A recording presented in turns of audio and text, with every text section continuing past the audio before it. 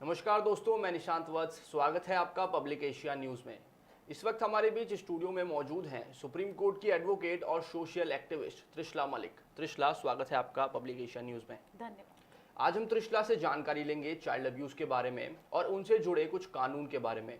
त्रिशला से मेरा पहला सवाल ये है, भारत में चाइल्ड सेक्सुअल अब्यूज़ के बारे में कोई बात नहीं करना चाहता और इस वजह से यह केस दिन प्रतिदिन बढ़ते जा रहे हैं, तो आप इसके बारे में बताइए। देखिए, चाइल्ड सेक्सुअल अब्यूज़ हिंदुस्तान में क्या पूरे विश्व भर में हमेशा से था। बच्चों के ऊपर हिंसा हमेशा से होती आ रही है, लेकिन अब जो एक चेंज आया है शायद वो आया है जागरूकता को लेके। अब अवेयरनेस ज़्यादा है, इसलिए हमें दिखता है कि अब केसेस ज़्यादा आ रहे हैं। बात सिर्फ इतनी है कि जब से हमारा पॉक्सो एक्ट स्ट्रॉन्ग एक्ट के रूप में बाहर आया है, तब से हमारे सामने नंबर ऑफ केसेस ज़्यादा आने लगे हैं।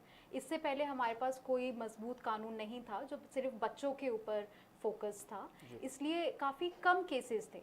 लेकिन अब दिन पे दिन जो केसेस हैं वो सामने आते हैं, वो भी अलग अलग टाइप पे, जहाँ पे सेक्सुअल पेनिट्रेशन भी है एंड नॉन पेनिट्रेशन है, अब्यूज़ है, हरासमेंट है, पोर्नोग्राफी है, अलग अलग टाइप के चाइल्ड रिलेटेड जितने भी केसेस हैं वो हमारे सामने आ रहे हैं। त्रिशला, जो क्राइम करने वाले लोग हैं, इनकी मानसिकता क्या होती है? देखिए, बच्चों को हमेशा से इजी टारगेट समझा जाता है। उनको बोला जाता है कि अगर तुमने ये किसी को बताया तो मैं मम्मी से शिकायत कर दूंगा या तुम्हारे फ्रेंड्स को बता दूंगा। तो डराना धमकाना बच्चों पे ऊपर बहुत ही आसान हो जाता है। इसीलिए जो भी ये प्रेडेटर्स होते हैं, जो ये क्रिमिनल्स होते हैं, हमेशा बच्चों को यही समझते हैं कि एक सॉफ्ट टारगेट है, इन्हें पता ही नहीं है कि इनके साथ क्या हो रहा है, या ये किसी को बता नहीं सकते, समझा नहीं सकते। और हाँ, इनकी बातें कौन मानेगा, क्योंकि आज से पहले जब पॉक्सो नहीं आया था, उससे पहले जितनी भी घटनाएं होती थी, हमेशा आप ये देखेंगे, इनफैक्ट टेलीविज़न पे या जितनी भी सीरीज़ आती हैं, हम उस सब में यही देखते हैं कि बच्चों को ये समझाया जाता है कि तुम्हारी बात पे कौन विश्वास करेगा। लेकिन आज के बच्चे काफ़ी जागरूक हैं, उन्हें पता है कि क्या सही है क्या गलत है, कौन सा टच सही है कौन सा टच गलत है। इसलिए अब जो है वो मानसिकता इतनी खुल के सामने नहीं आ पाती, बिकॉज बच्चे ही आजकल बहुत ज़्यादा डिफेंसिव मोड में चले जाते हैं, स्पीक आउट करते हैं जो भी उनके साथ होता है। तो मानसिकता ये है कि आप जितना उन्हें डराएंगे धमकाएंगे उतना वो चुप रहेंगे। लेकिन बच्चे आजकल काफ़ी स्मार्ट हैं and thanks to the media बहुत कोशिश करती है ये जागरूकता फैलाने के लिए। इसलिए दिन पे दिन केसेस गिरते भी जा रहे हैं, लेकिन हाँ, हमारे सामने काफ़ी उभर के भी आते हैं कि ऐसी घटनाएं हो रही हैं। त्रिशला, ये पॉक्सो एक्ट क्या है? आजकल ये बड़ा सुनने में आ रहा है और आपने भी अभी जिक्र किया इसका, तो ये पॉक्सो एक्ट क्या है, इसको आम भाषा में बताइए।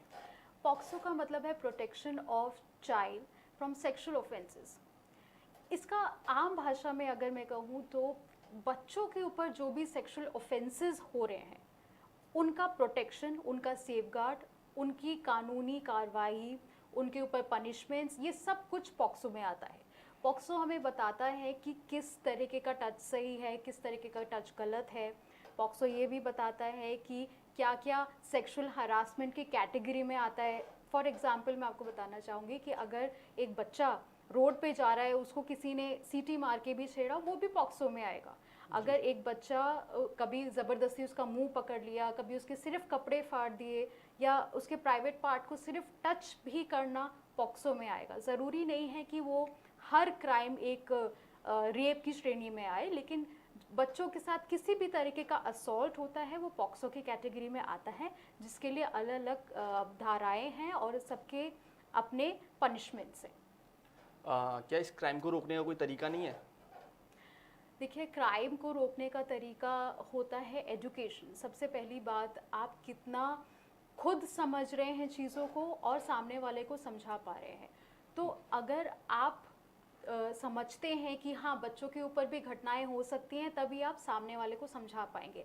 तो अवेयरनेस और एजुकेशन दो इतने इम्पॉर्टेंट टूल्स हैं जो आई थिंक हर माँ बाप को करने चाहिए, हर स्कूल में होने चाहिए, हर इंस्टीट्यूट में होने चाहिए। एंड जितनी ज़्यादा अवेयरनेस इसके बारे में फैले उतना अच्छा है हमारे बच्चों के लिए। अब इसको अगर हम दूसरे तरीके से देखें तो जो फेक केस होते हैं जिसमें बच्चों को मोहरा बनाया जाता है, और उनकी साइकोलॉजी के साथ खिलवाड़ किया जाता है। तो ऐसे केसों से बचने का क्या तरीका है? ये देखा गया है क्योंकि कानून में हर तरीके के लोग सामने आते हैं कोर्ट रूम में जो एक्चुअली में विक्टिम्स हैं, और काफ़ी लोग ऐसे भी देखे गए हैं जो फेक हैं, जो काफ़ी बार पब्लिसिटी के लिए या अपने पर्सनल रीजंस के लिए इस तरीके के फेक केसेस करते हैं। देखिए, फेक केसेस का क्या है कि जनरली ये बच्चा नहीं करेगा, उसके पेरेंट्स होते हैं या उसके पीछे कोई ना कोई उसका गार्जियन होता है जो इस तरीके की घटनाओं में उसका साथ दिलवाता है या उसको मोहरा बनाता है। लेकिन वो ये नहीं समझता कि इससे बच्चे की मानसिकता पे बहुत ज़्यादा असर पड़ता है, क्योंकि बच्चा एक मोहरा बन रहा है, बच्चे के साथ खिलवाड़ हो रहा है, बच्चे को सारी प्रोसीडिंग हैंडल करनी पड़ रही है, वो समाज की चीज़ें, वो मेंटालिटी, साइकोलॉजी, वो सब उसको हैंडल करनी पड़ रही है।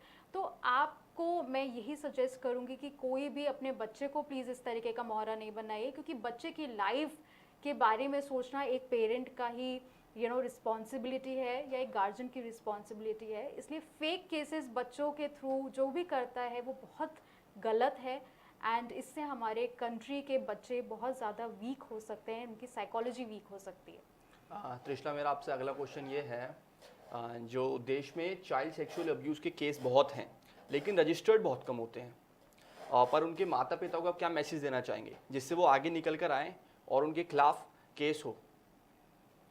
सबसे पहले तो मैं ग्रेटफुल हूँ उन माता पिताओं का जिन्होंने आज तक ये केसेस रजिस्टर कराए हैं।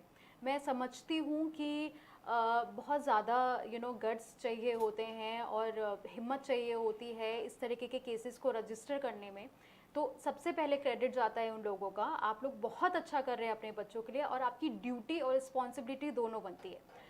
हाँ, हमारे समाज में आज भी कुछ ऐसे माता पिता हैं, स्कूल्स हैं जो बातों को छुपाना ज़्यादा अच्छा समझते हैं कि बच्चे की लाइफ ख़राब हो जाएगी या बच्चा की करियर ख़राब हो जाएगा, उसका स्कूल छूट जाएगा। लेकिन वो ये नहीं समझते कि जो घटना उस बच्चे के साथ हुई है उसका उसकी मानसिकता पे क्या असर पड़ेगा, और क्या वो बच्चा आगे सुरक्षित है भी या नहीं।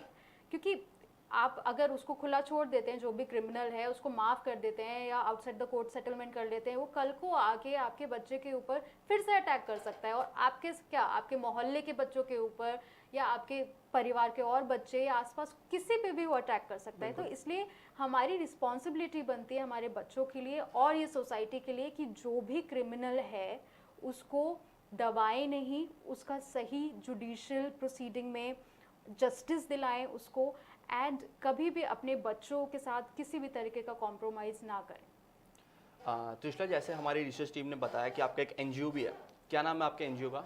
मेरा एनजीओ है दिल्ली एनसीआर में, उसका नाम है अपूर्वारम फाउंडेशन एनजीओ। आप अपने एनजीओ के बारे में हमारे दर्शकों को कुछ बताना चाहें? एनजीओ के माध्यम से हम लिटरेसी को ज़्यादा प्रमोट करते हैं, जिसमें यूथ लिटरेसी होता है, अलग अलग लिटरेसी लेवल होते हैं इसमें, एंड सबसे ज़्यादा मैं स्पेशली फोकस करती हूँ चाइल्ड सेक्सुअल लिटरेसी के ऊपर। एंड हमारे काफ़ी सारे ट्रेनिंग प्रोग्राम्स होते हैं, लिटरेसी अवेयरनेस प्रोग्राम्स होते हैं। हमारा मेन फोकस यही रहता है कि जितने ज़्यादा बच्चों को हम राइट एंड रॉन्ग के बारे में बता सकें, सोसाइटी एंड लीगल एस्पेक्ट्स के बारे में बता सकें, उतना हमारे लिए बेटर है। तो सोसाइटी में जितनी भी चीज़ें हो रही हैं वो बच्चों को बताना बहुत ज़रूरी है, एंड स्पेशली आज के डिजिटल टाइम में, क्योंकि डिजिटल क्राइम बच्चों के साथ आजकल बहुत ज़्यादा बढ़ रहा है एंड बच्चे बहुत जल्दी मोहरा बन जाते हैं उस चीज़ का। तो उन्हें बताना और ये सब समझाना कि कैसे खुद को हैंडल कर रहे हैं डिजिटल वर्ल्ड में बहुत ज़रूरी है, और इसी पे हम लोग काम कर रहे हैं। त्रिशला, आप आखिरी में कुछ मैसेज देना चाहते हैं? देखिए, आखिरी में मैं यही बोलूँगी कि सबसे पहले पेरेंट्स को बोलूँगी कि आप अपने बच्चों के जेस्चर्स को पहचानिए, उनकी बॉडी लैंग्वेज को पहचानिए, क्योंकि काफ़ी बार बच्चे खुल के हर चीज़ नहीं बता पाते हैं। बट एज़ पेरेंट्स आपकी ये ड्यूटी बनती है कि जो भी बच्चा कह रहा है उसको सुनिए, समझिए, उसको डांट के भगाइए मत, क्योंकि अगर वो आज आपसे डर गया तो वो लाइफ में कभी भी आपसे कुछ भी शेयर नहीं कर पाएगा। इसलिए आप हमेशा सुनिए उस बच्चे को, जो भी वो कह रहा है। सच झूठ का फैसला बाद में करिए, पहले उसको सुनिए। बिल्कुल ठीक त्रिशा, आपने बहुत अच्छी जानकारी दी हमारे दर्शकों को। इससे काफ़ी माता पिता और काफ़ी बच्चे भी इससे सीख लेंगे। आपका कीमती समय देने के लिए धन्यवाद, और पब्लिक एशिया आपके एनजीओ के साथ है। Thank you.